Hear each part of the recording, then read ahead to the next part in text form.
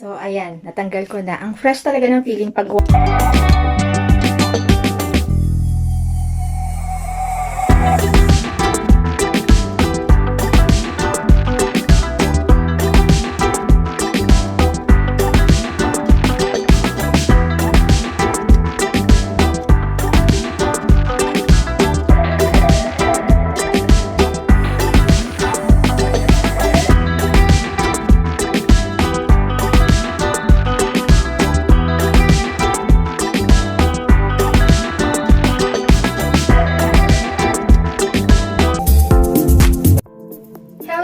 It's me, Agagad ng Pilipinas sa Espanya. Welcome back sa aking channel. So for today's video, ang gagawin natin ay No Bra Challenge for today. Pero hindi na to challenge sa akin kasi lagi ko siyang ginagawa. Para malaman mo kung bakit, keep on watching. Bago tayo mag-start, kung bago ka sa channel ko, please subscribe to my channel and click the notification bell para updated ka pang may bago akong uploads. Okay, so bakit nga ba hindi ako nagbabra? Kasi maraming disadvantages kapag ka hindi nagbabra. Pero syempre, kapag ka hindi ka nagbra, may time na kapag naglalakad ka, ay may umaalog-alog dyan, di ba? Pero ganito kasi yan. Kapag ka ganito na palamig na, hindi na talaga ako nagbabra. Kahit pumapasok sa trabaho. Bakit? Kasi yung strand ng bra, kapag nagtagal kasi yan nakalagay dyan sa iyong boobs, may time talaga naguguhit siya. Dyan. Kahit pa perfect yung size ng bra mo. And speaking dun sa umaalog-alog, kasi hindi naman ako flat-chested. Meron din naman ako kahit papano. May umaalog-alog kapag ka naglalakad. Pero yun nga. So, ano yung ginagamit ko kapag sa times na hindi ako nagbabra? Namagig ko nga kanina na hindi ako nagbabra kahit na pumapasok sa trabaho. So, 7 days a week, 24 hours a day. So, ano yung ginagamit ko para ma-secure pa rin siya kahit na wala akong bra? So, eto yon. So, eto yung ginagamit ko. Nipple cover. Yan lang yung nilalagay ko sa alam nyo na, kapag hindi ako nagbabra. So, ilalagay ko siya ngayon.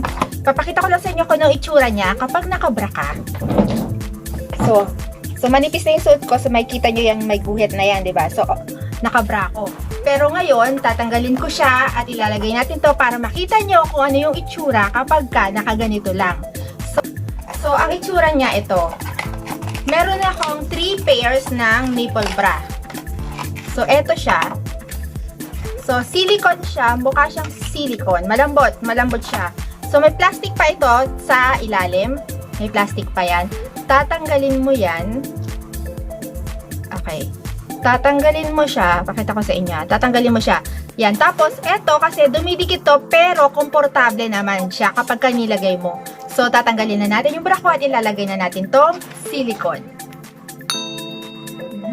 Akala mo makikita ka, no? So, ayan. Natanggal ko na. Ang fresh talaga ng feeling pag walang bra. Okay. So, natanggal ko na yung bra ko at nailagay ko na yung nipple cover. Pag tinatanggal mo yung, bago mo ilagay yung nipple cover, siyempre tatanggalin mo yung plastic. So, ang itsura niya ganito. So, ayan.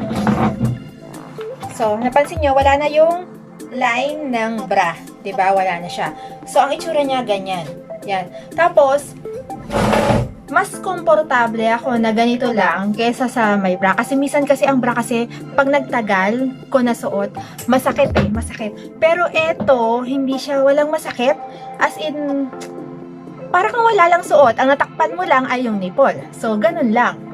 Ngayon, ang tanong kung habang bang kumikilos ka, ay teka, may nalaglag.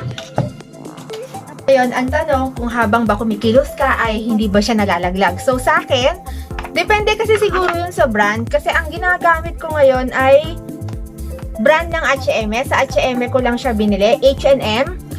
Dati, bago ako gumamit ng brand ng H&M, ang ginagamit ko yung nabibili lang sa Primark. Meron kasi ako nakita dati sa Primark saka sa Chino. Yun lang yung ginagamit ko dati. So, napansin ko sa kanya na natatanggal siya. As in, nalalaglag siya kapag habang naglalakad ka. Pero itong brand na to, hindi. Hindi siya nalalaglag. As in, komportable siya. Nakastack lang siya doon kung hindi mo siya tatanggalin. Kasi para siyang nakadikit doon sa part ng nipple mo. Pero, wala kang mararamdaman na parang may nakadikit. So, ang feeling lang ay ganito. Parang inilagay mo lang siya nagstick siya doon, pero wala kang pakiramdam na may nakadikit doon sa part na yon. Pakita ko lang ulit sa inyo yung itsura. So, ayan yung itsura niya. So, ayan. Talagang yung nipple lang talaga siyang natakpan sa kanya. So, alam ko may nag-abang dyan na magtatanggal ako ng bra sa harap nyo, pero hindi pwede. May mga asawa tayo, kailangan behave. Baka pagawain namin itong mag-asawa.